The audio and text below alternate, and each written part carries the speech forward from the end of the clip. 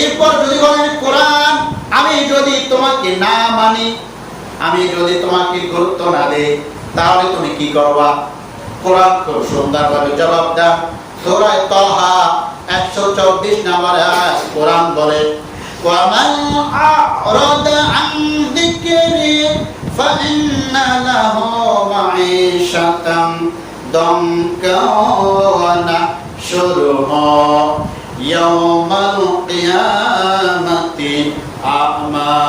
আল্লাহু আকবার। কোরআন সাক্ষী, কোরআন বলেন যারা আমি এই কোরআনের দাওয়াত পাওয়ার পরেও যারা এই কোরআন থেকে মুখ ফিরাইয়া নিল, ডিনাই করলো, কোরআন বলল নামাজে আসো, আপনি নামাজ আসেন নাই, অন্যদিকে চলে গেছেন। কোরআন বলল সুদ খাইও না, আপনি সুদের সাথে আছেন।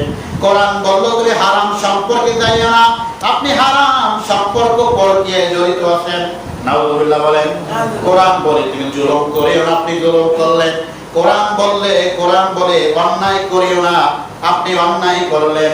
আল্লাহ বলেন তাদের জীবনকে আমি সংকীর্ণময় করে দেব এবং কিয়ামতের দিন তাদেরকে আমি অন্ধ বানাইয়া উঠাবো। নাউযুবিল্লাহ বলেন।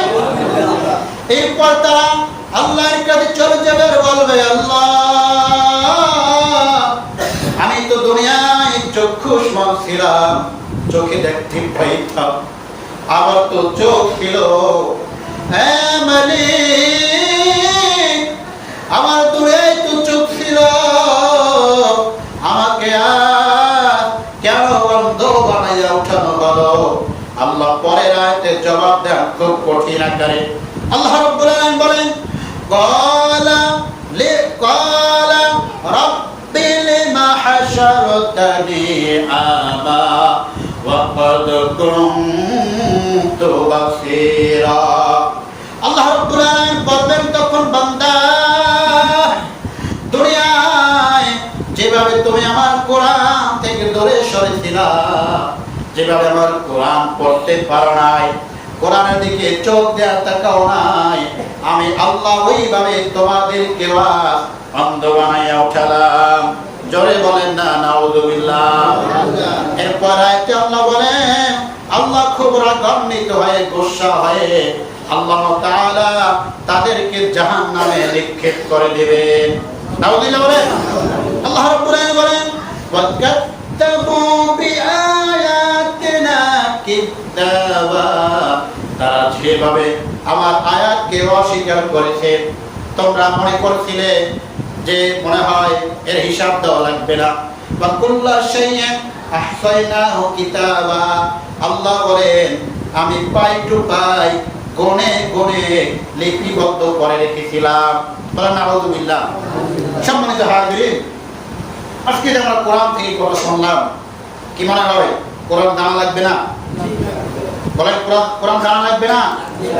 এই কোরআন দুনিয়ায় আপনাকে সহযোগিতা করবে, এই কোরআন আখিরাতে সহযোগিতা করবে, এই কোরআন কবরে আপনাকে বিপদ থেকে রক্ষা করবে। বলেন সুবহানাল্লাহ। আপনি যে পীর সাহেবের মুরিদ হন না কেন, আপনি যে দরবারি দেন না কেন, আপনি যাই করেন না কেন, আপনি যতই আমল আখলাক করেন না কেন, আপনি যদি কোরআন না জানেন আপনার আমার কোনো উপায় থাকবে না। আল্লাহ রাব্বুল আলামিন বলেন, যারা এই কোরআনের আয়াতকে অস্বীকার করেছিল, ইন্না জাহান্নামা কানাত মিরসাদা, তাদেরকে আমি জাহান্নামে নিক্ষেপ করে দেব। নাউযুবিল্লাহ। আল্লাহ বলেন, লাবিসিনা ফিহা আহকাবা লা ইয়াযকুনা ফিহা বারদা ওয়ালা শারাবা। সেখানে একদিন আর দুই দিন নয়, ওই জাহান্নামে তারা যুগ যুগ ধরে থাকবে। নাউযুবিল্লাহ। আল্লাহ বলেন এরপর তারা কোনো পানি পাবে না, কোনো শরবত পাবে না। আল্লাহ তার পরের আয়াতে বলেন, হ্যাঁ তবে পাবে, তাদেরকে দেওয়া হবে গরম পানি আর দুর্গন্ধযুক্ত গোশ। নাউযুবিল্লাহ। সম্মানিত হাজিরিন, এই দেখেন আল্লাহ প্রথমে বললেন কোরআনের আয়াত অস্বীকারী, কোরআন অমান্যকারীদেরকে আল্লাহ কোথায় দিবেন? জবাব দেন সবাই, কোথায় দিবেন? সবাই বলেন কোথায় দিবেন? জাহান্নামে পাঠাবেন। জাহান্নামের অবস্থা খুব ভয়াবহ একটা অবস্থা হবে।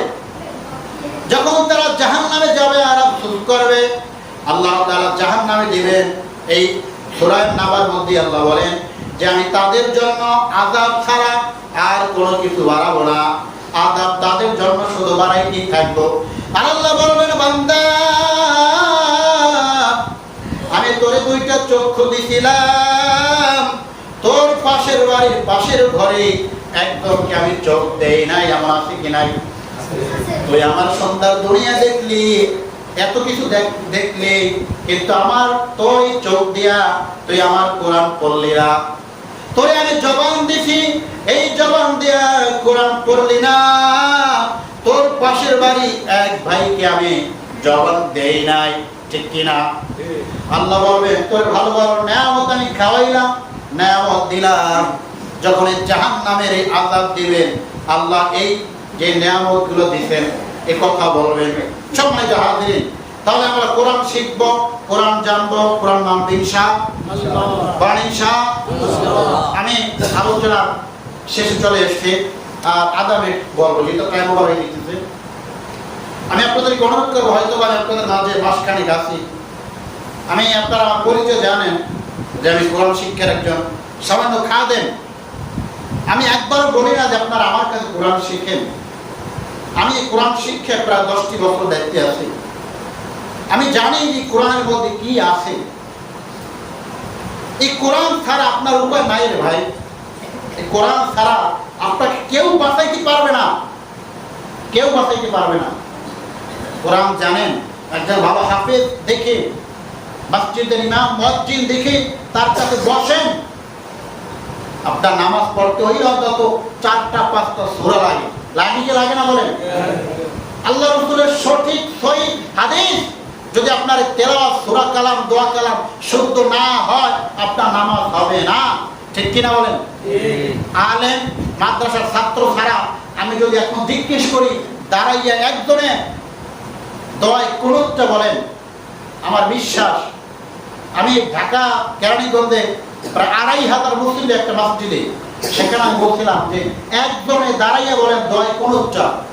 2500 মানুষের মধ্যে একজন দাঁড়াইয়া দোয়ায় কুনুতটা বলতে পারে নাই সঠিকভাবে, কেউ দাঁড়াবার সাহস পায় নাই।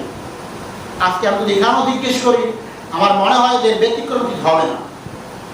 যদি বলি দোয়ায় মাসুরাটা বলেন, আমরা বলতে পারবো না। যদিও বলি অশুদ্ধ হবে, ভুল হবে বেশি, ঠিক কিনা? কারণ আমি যে কোরআন শিক্ষায় জড়িত, হাজার হাজার ছাত্র আমার আছে। আমি কোরআন শিক্ষা এসে দেখেছি যে আসলে আমাদের দেশের মানুষ যে নামাজ কালাম করে কিছু হইতেছে না।